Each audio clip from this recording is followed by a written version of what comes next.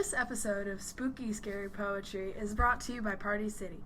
Remember, Halloween is just around the corner, and Party City has you covered for all of your spooky, scary needs.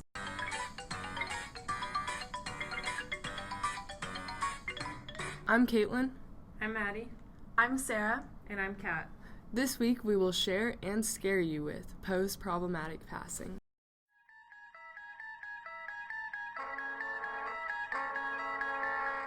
In the next few minutes, we're going to explore conspiracy theories surrounding Poe's death and how they have led to an increase in modern-day popularity of his poems. Known for his eerie tone, Poe is one of America's most iconic Halloween-time poets. His poetry has gained popularity throughout the years, and every one of us remembers the first time we heard either The Raven, Telltale Heart, or, for me personally, The Cask of Amontillado. I remember vividly, in the 6th grade, having shivers sent down my spine by the chilling story of a man being sealed in the wine cellar, brick by brick. So now, let's get started and dive into this week's episode of Spooky Scary Poetry. Hope you don't get too scared.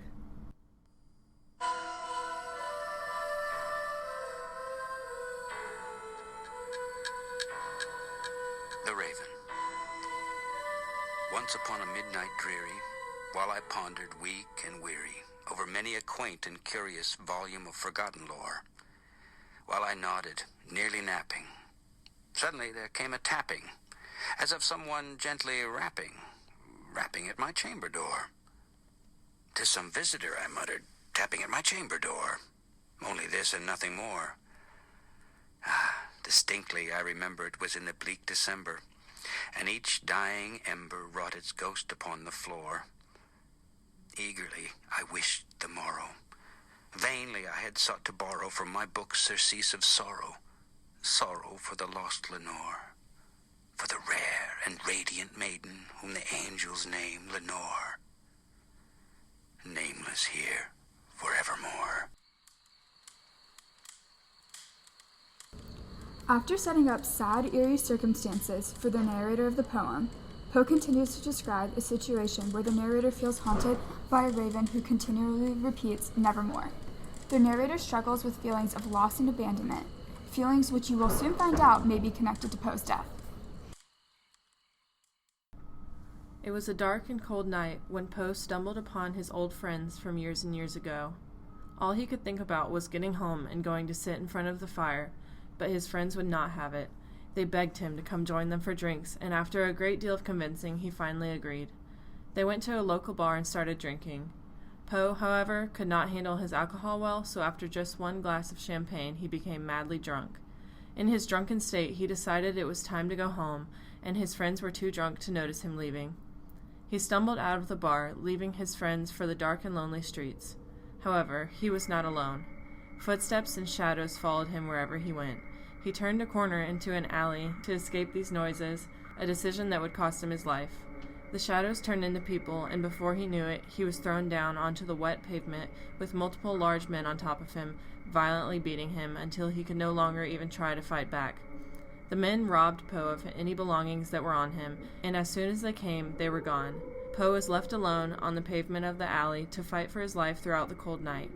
Help never came, and eventually his body could fight no longer. The life slipped out of him, and he died alone, leaving nothing but the legacy of his poetry.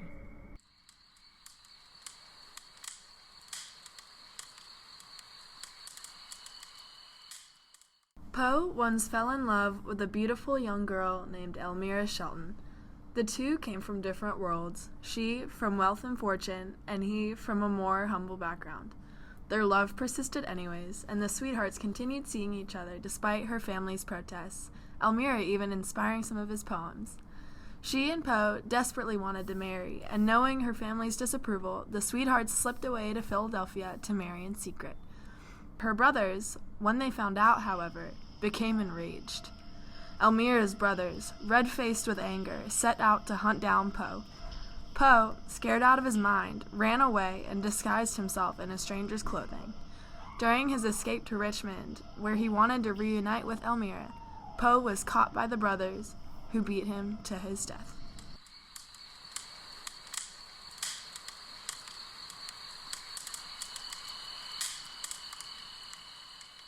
A week before his death, Poe was heading home. After his girlfriend broke his heart in two, Poe found solace in drink and quickly became known as the town's drunk. As he walked the lonely, desolate Baltimore streets, Poe began stumbling over his own feet, and suddenly he fell to the ground. Poe started to call out for help, but no one could hear him, for he was alone, and even if he wasn't, no one would help the town drunk. So there he lay, crying out for help, which would never come. After almost an hour had passed, Poe heard something approaching. From the outskirts of the woods, Poe saw a giant wolf emerge from the thick brush of the forest. Poe cried hysterically for help, but again, no one could hear him. Poe was able to make it to his feet, and he began to run away from the wolf.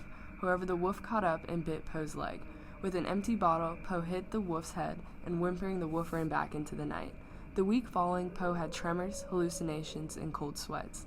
Finally, on the fourth day, when a neighbor came to check on him, Poe believed the neighbor was the wolf and began to attack him. Poe was institutionalized and developed mad hysteria. On the last day of his life, Poe was overcome with exhaustion and died as the wolf howled back to the moon.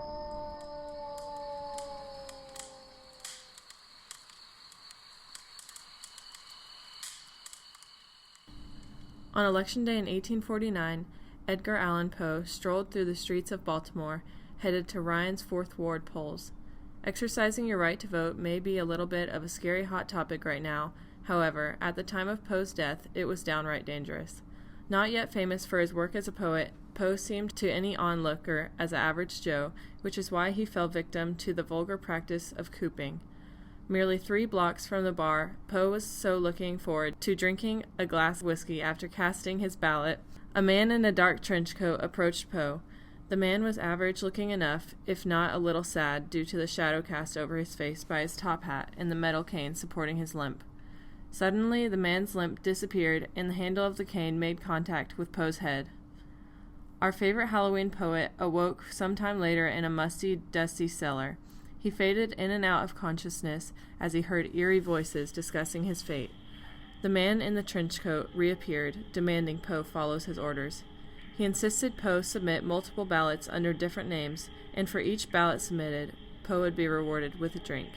As many of America's great creative minds have often been, Poe was extremely suspicious of democracy and saw little moral flaw in disrupting the system. 8 drinks later, Poe decided his work was done and it was time to retire to his home. The man in the trench coat disagreed. After 4 days spent in the hospital, severely beaten and bruised, Poe passed away, but his poems live on.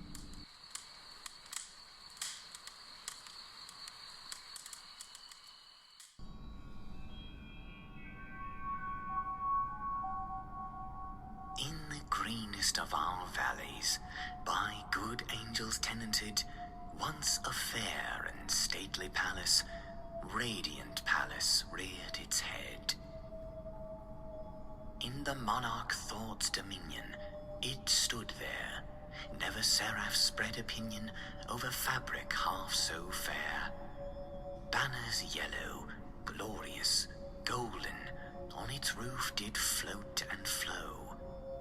This, all this, was in the olden time long ago, and every gentle air that dallied in that sweet day along the ramparts plumed and pallid, a winged odor went away. Wanderers in that happy valley, through 2 luminous windows, saw spirits moving musically to a lute's well-tuned law, round about a throne where, sitting Porphyrogene, in a state his glory well befitting, the ruler of the realm was seen. Following this excerpt, the palace comes under attack, and it is now remembered only by memory. To passerbyers, the palace is eerie and ghosts and lost spirits roam about.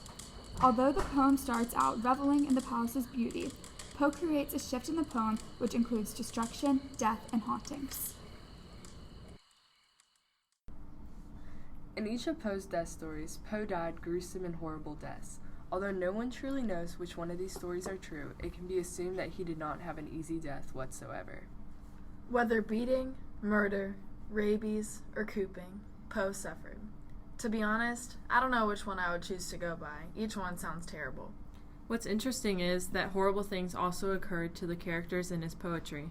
The symmetry between his death and his characters is almost poetic.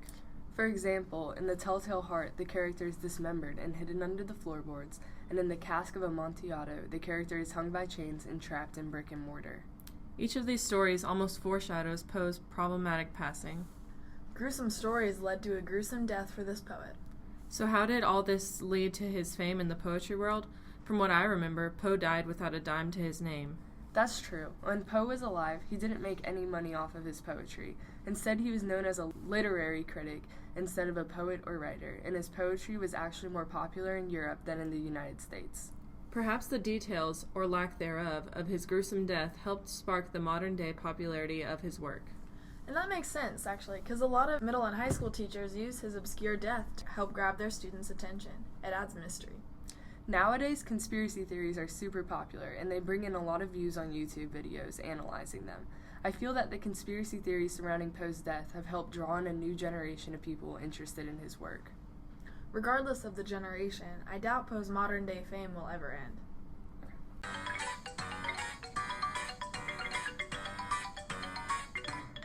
Now it's time for fun facts. Did you know that on Poe's birthday every year, a bottle of cognac and 3 roses were left on Poe's grave anonymously? This tradition held from 1949 to 2009, the year of Poe's bicentennial. On a sadder note, both of Poe's parents died before Poe turned 4. This probably led to his scary poems. Poe was one of America's first short story writers. Thank you for listening to another episode of Spooky Scary Poetry, and a quick thanks to our sponsor, Party City.